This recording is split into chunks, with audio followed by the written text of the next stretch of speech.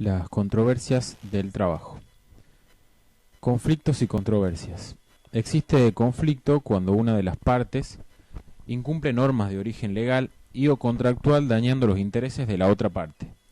Ante ausencia de acuerdo de las partes, la ley establece la intervención de un organismo estatal que va a hacer el papel de conciliador y contralor en la controversia de trabajo, con un proceso que está regulado por la ley que va a intentar que las partes tengan un avenimiento o acuerdo. ¿Cómo se clasifica? Cuando solo afectan las partes del contrato, estamos ante un conflicto individual, y cuando afecta a un grupo de trabajadores, se trata de una divergencia abstracta con tema cuyo eje central son los intereses de la comunidad de trabajadores, ante lo cual estaremos en un conflicto colectivo. Lo que determina la clasificación es el tipo de intereses en juego. Dentro de las controversias colectivas podemos subclasificar como conflictos jurídicos por un lado y conflictos económicos por el otro. Es jurídico cuando las partes disienten en la interpretación de las leyes o los convenios, y va a ser económico cuando se procura una reivindicación monetaria en aras de una mejora de las condiciones de trabajo y de vida del trabajador. En el jurídico, la resolución de conflicto está predeterminada en la ley, y en el económico se procura una nueva visión a través de una nueva norma.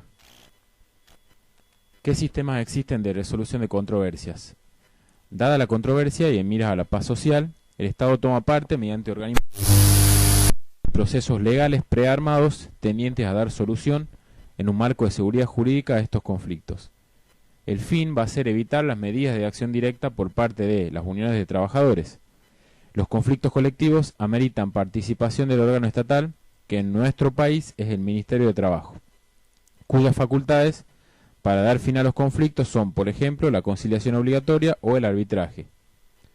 Medidas como la conciliación obligatoria, si bien buscan un fin loable, han sido vistas como limitativos del derecho de huelga y de la actividad gremial, razón por la cual genera múltiples reparos en algunos doctrinarios del derecho laboral.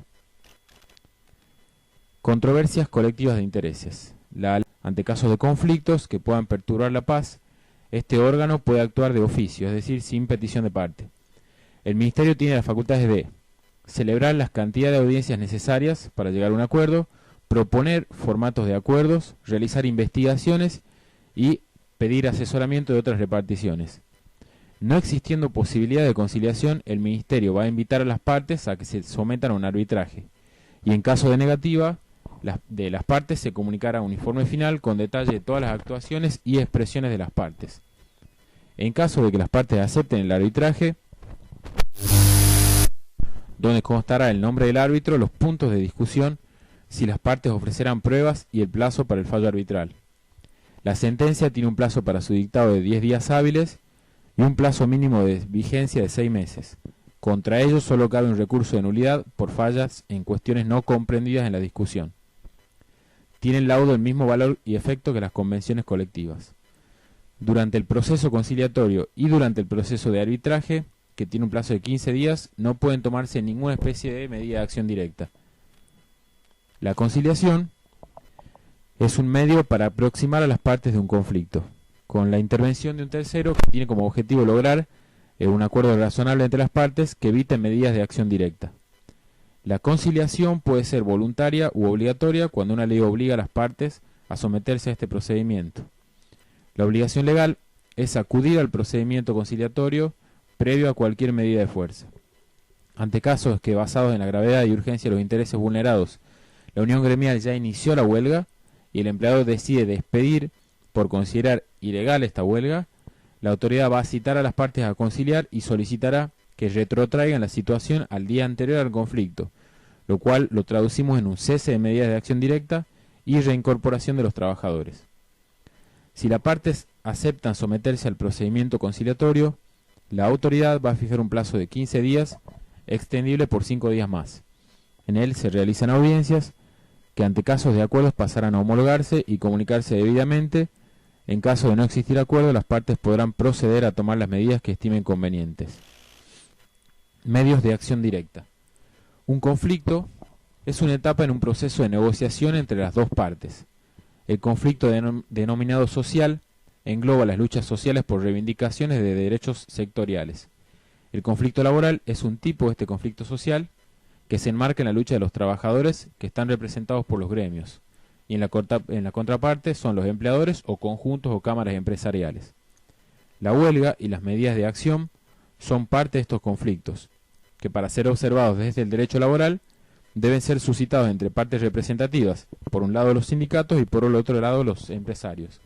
Y el objetivo de la disputa debe ser un interés concreto de las partes tutelado por ley. La huelga es la no prestación de tareas de parte de un grupo de trabajadores. Gremial indica, fundándose en causas de interés común a los trabajadores del sector. La abstención de trabajar se da sin asistencia a los lugares de trabajo. La orden o decisión de huelga es tomada por la entidad con personería gremial cuya potestad de decidir la huelga le es como entidad más representativa. La limitación y calificación de la huelga es restrictiva. Declararla válida o no es de mucha importancia, ya que los efectos tienen un potencial dañoso para la actividad económica. El derecho de huelga está reconocido en la Constitución Nacional en el artículo 14 bis. Se trata de un derecho operativo cuyos alcances fueron fijados jurisprudencialmente y doctrinariamente.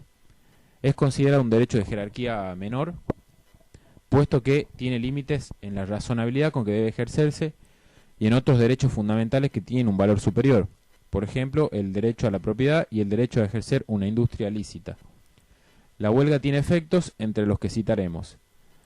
Cuando se está en huelga no se devengan salarios y cuando se está en huelga se suspende la producción. La huelga puede declararse ilegal cuando no sea promovida por una entidad con personería gremial, cuando la causa de origen no sea individual o abstracta, cuando no se hayan agotado las etapas de conciliación y arbitraje, y que no se hayan cumplido la abstención y abandono de puestos de trabajo. Por otro lado, la huelga legal no está delimitada por ley, ni la de ley está reglamentada tampoco. La demarcación proviene de la jurisprudencia, la doctrina y la labor constante que viene teniendo la autoridad administrativa, cuando declara legal o ilegal, siempre usando como parámetros y fin último la solución y avenimiento de las partes. La jurisprudencia ha dado algunas pautas en casos donde exigió como requisito indispensable para la legalidad de una huelga el agotamiento de la instancia administrativa de conciliación y arbitraje, lo cual es muy importante. Asimismo, tanto tribunales competentes como la autoridad administrativa han sentado criterios de razonabilidad o falta de razonabilidad en las reivindicaciones reclamadas, como base para la declaración de legalidad. Lo que está diciendo acá es que para ver si declaramos una huelga legal o no, tenemos que ver el motivo de la huelga o el motivo de la protesta. Siendo declaradas ilegales, por ejemplo, las basadas en pedidos de imposible cumplimiento. Por ejemplo, aquella huelga que hace un pedido de aumento salarial de 300%, lógicamente va a ser declarada ilegal. Cabe resaltar que aún frente a una declaración que desestime la legalidad, queda siempre a disposición la chance de apelar ante las cámaras del trabajo. Es decir, si el Ministerio de Trabajo dice que una huelga es ilegal y la parte de representativa gremial que la ha solicitado considera que el objeto del reclamo es justo, puede apelar directamente ante la Cámara del Trabajo. Si se declara la ilegalidad, se producen efectos jurídicos de gran importancia. Individualmente, el trabajador no va a devengar salarios y previa intimación individual, al retomar tareas, podrá ser despedido sin derecho a indemnizaciones, en el caso de que no se reincorpore, obviamente. En el plano colectivo, la ilegalidad de la huelga genera responsabilidad al sindicato como persona jurídica, la cual, dependiendo de los daños irrogados, podrá ser penal, civil o administrativa. La huelga, que se suscita entre trabajadores de servicios esenciales a la comunidad, tiene un régimen especial, que los obliga a mantener una prestación mínima de servicios y a someterse de manera obligatoria a los procedimientos de conciliación y el arbitraje. Como esenciales, por ejemplo, son los servicios sanitarios, los hospitalarios, transporte, agua potable, energía eléctrica, gas, telecomunicaciones, enseñanza oficial, administración de justicia y cualquier otro servicio cuya suspensión pueda poner en peligro salud, vida, libertad o seguridad de la comunidad. La autoridad podrá imponer al gremio que aún no concilió a que brinde servicios mínimos bajo apercibimiento de ser sujeto de sanciones de la Ley 23.551. Sanciones tales como la quita de la personería gremial. El decreto 843 del año 2000 define como esencial al servicio cuya interrupción puede poner en peligro la vida, la seguridad o la salud de la comunidad toda.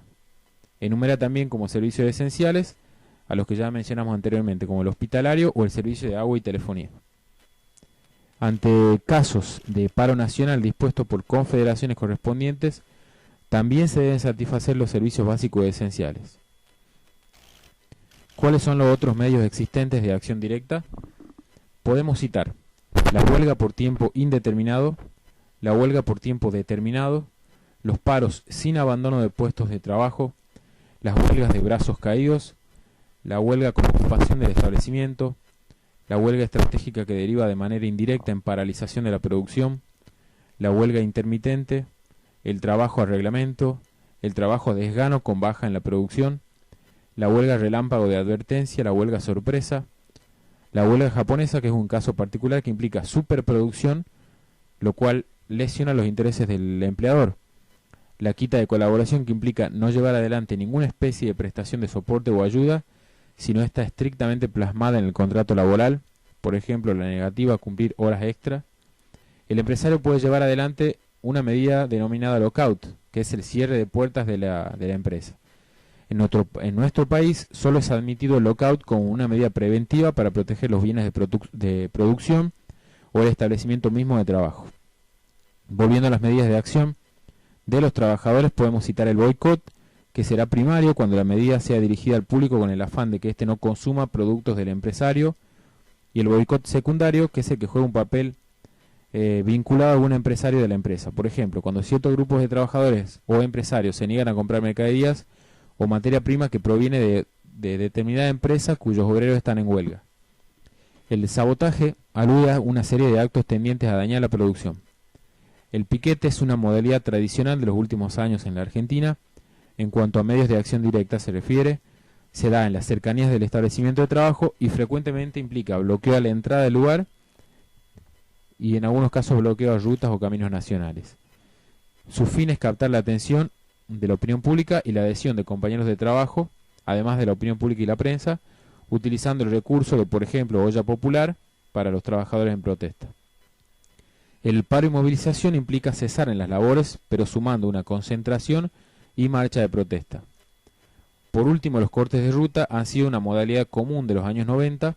Se cortaban accesos impidiendo el tránsito generalmente en las cercanías o rutas de acceso a una fábrica. Esta situación, más allá del derecho de huelga, puede configurar un delito penal y se trata de un tema de minucioso análisis, ya que se enfrentan derechos constitucionales como por un lado la huelga y por el otro lado el derecho a transitar libremente, ambos de raigambre constitucional.